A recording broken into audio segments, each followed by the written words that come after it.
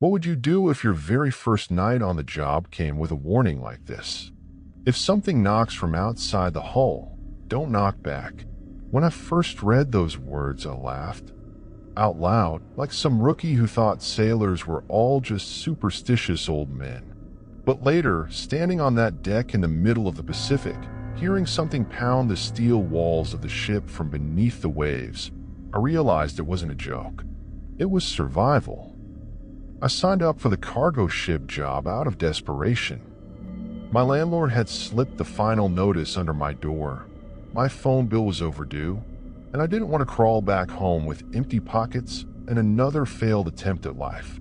The job posting looked simple enough: night security needed for trans-Pacific crossing. Pay generous. Housing and meals included. That was all I needed. A paycheck, a roof, and food. I didn't care if I was stuck babysitting crates of plastic toys or bulk soybeans. When the bus dropped me off at the port, my first thought was that I had underestimated what I'd signed up for. The ship wasn't just big. It was a floating city of steel. Containers were stacked like crooked skyscrapers, blotting out the night sky. Floodlights cut across the fog, their beams swallowed by the endless Pacific mist. A man was waiting for me at the bottom of the gangway. He was tall, thin, wearing a navy cap that looked older than me. His skin was the color of driftwood, his eyes pale and sharp, the kind of eyes that look through you instead of at you. "You're the new watch?" His voice rasped, more gravel than tone. I nodded.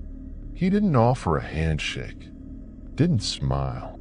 Instead, he handed me a folded piece of paper. The corners were damp, the ink smudged by salt and greasy fingerprints. "Read it. Memorize it. Don't break them. If you do, the ocean will take you before we do."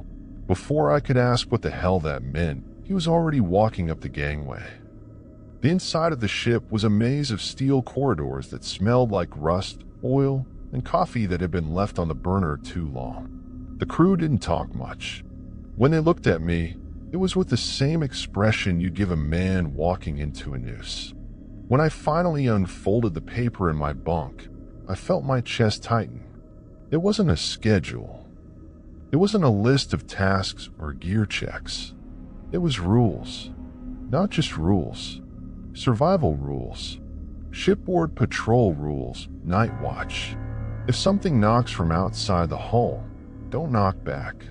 Never lean over the railing after midnight, no matter what you hear below. When walking between containers, count your steps. If it takes more than 20, turn back immediately. If you hear someone calling your name from the water, don't look. Don't answer. Keep the deck lights on at all times. If one goes out, replace it immediately. Do not open any container, no matter what you hear coming from inside. If you see a second moon reflected on the water, stay below deck until it fades. The captain does not leave his quarters after 2 a.m. If you see him on deck, it isn't him. Leave the ship before the 7th sunrise.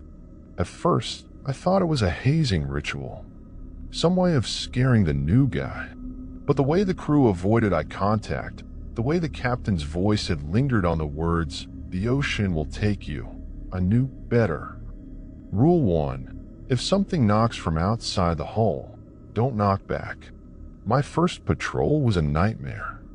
Midnight on the Pacific is like nothing I've ever seen. The sky turns to tar, the water blends with the horizon, and the deck beneath your feet feels like it's suspended in empty space. I had barely made it halfway down the port side when it came. 3 sharp knocks. Clear. Hollow. From outside the hull, down where the waves smashed against steel. I froze, every muscle in my body turning to stone. Instinct screamed at me to respond, to knock back, to see if it was a signal. Maybe a trapped crewman, maybe a stowaway. But the rule blared in my mind, don't knock back. So I stood still, knuckles white around my flashlight. The knocks came again, louder this time, faster. like fists hammering. I stumbled back toward the stairwell, heart slamming against my ribs. Then silence. When I returned at dawn, wet handprints smeared the hall. Not human. Too long. Too many fingers. That was the moment I stopped laughing. Rule 2. Never lean over the railing after midnight. The second night, I made the mistake of pausing by the starboard railing. The ocean was a black mirror, waves slapping against the steel like hands. That's when I heard it. Whispers, faint, rising with the spray. Dozens of voices, calling softly from below. Daniel, my name, drawn out, almost sweet. I leaned forward, just an inch, the way you would when trying to catch a sound. My hands gripped the railing until I remembered the rule. Never lean over. I stumbled back, forcing my eyes to the deck. My legs trembled with the effort not to look down again. The whispers grew sharper, angry, like dozens of throats calling my name all at once. Then a wave slammed against the hull, soaking my boots, and the voices vanished. When I looked in the morning, barnacles clung to the steel, arranged in the crude shape of a handprint. Rule 3. When walking between containers, count your steps. If it takes more than 20, turn back immediately. The ship's containers were stacked so high they blotted out the moon. The paths between them were narrow, shadowed, echoing with every creak of steel. One night, while making my rounds, I decided to test the rule. Just for a second. I started counting steps. 10, 15, 19, 20. I should have turned back, but I didn't. By step 25, the containers loomed impossibly tall. The corridor stretched on forever, no end in sight. The air grew colder, my breath fogging. Then I heard footsteps behind me, slow, heavy. I didn't turn. I just sprinted back the way I came, lungs burning, until I stumbled into the open deck. When I looked back, the path between the containers was gone. Just solid walls of steel, as if it had never been there. Rule 4. If you hear someone calling your name from the water, don't look. Don't answer. By the fourth night, exhaustion gnawed at me. My eyes burned from lack of sleep. So when I heard it, I almost broke. Daniel, the voice floated up from the black water, faint but clear. A woman's voice. Help me. I clenched my teeth, knuckles white on the railing. Then another voice joined. A child's. Daddy, please. My chest cracked. My legs moved on their own. I leaned forward until the rule cut through the fog in my head. Don't look. Don't answer. I shoved myself back from the railing, gasping. The voices twisted into screams, a chorus of agony, before the sea swallowed them whole. In the morning, I found seaweed tangled in the railing. But it wasn't seaweed. It was hair. Long, black, still wet. Rule 5, keep the deck lights on at all times. That night, one of the deck lights sputtered and went dark. Within seconds, the shadows thickened. Too thick.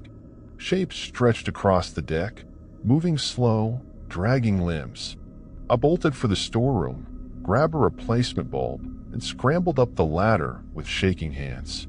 The shadows gathered below, dozens of them, reaching with arms that weren't arms. The moment the bulb flared to life, the shapes dissolved. The deck was empty again, but my ladder was covered in handprints, black, oily stains that smelled like the bottom of the ocean. Rule 6. Do not open any container, no matter what you hear inside. It was 3 a.m. when I heard it. A voice, coming from one of the containers. Help, please, let me out. The sound of fists pounding steel. Muffled screams. I ran to the container, heart in my throat. The padlock rattled under my hand. Then I remembered the rule. I staggered back, forcing myself away as the voice grew frantic, shrill, and human. The pounding stopped. In the morning, that container was gone, vanished from the deck. The crew refused to acknowledge it had ever been there. Rule 7. If you see a second moon reflected on the water, stay below deck until it fades. One night, I stepped out for my patrol and froze. The sky was normal. One pale moon above the Pacific. But on the water, 2 moons reflected back. One pale white, the other blood red. The ocean churned, waves foaming like boiling water. I slammed the hatch shut and stayed below, every light burning. The screams outside lasted until dawn. When I stepped back onto the deck, the railings were bent inward, claw marks etched deep into the steel. Rule 8. The captain does not leave his quarters after 2 a.m. If you see him on deck, it isn't him. At 2:30, I saw him. The captain, standing by the bow, staring into the water. His cap shadowed his eyes, but his mouth twisted in a grin too wide, teeth too sharp. "Walk with me," he said, voice too smooth. I stayed frozen. He turned slowly, and his eyes glowed faint yellow, like a deep-sea predator. I blinked, and he was gone. The next morning, the real captain walked past me in the galley. He didn't say a word, but his eyes lingered, as if he knew what I'd seen. Rule 9. Leave the ship before the 7th sunrise. By the 6th night, I was hollow. Nerves frayed, sleep impossible.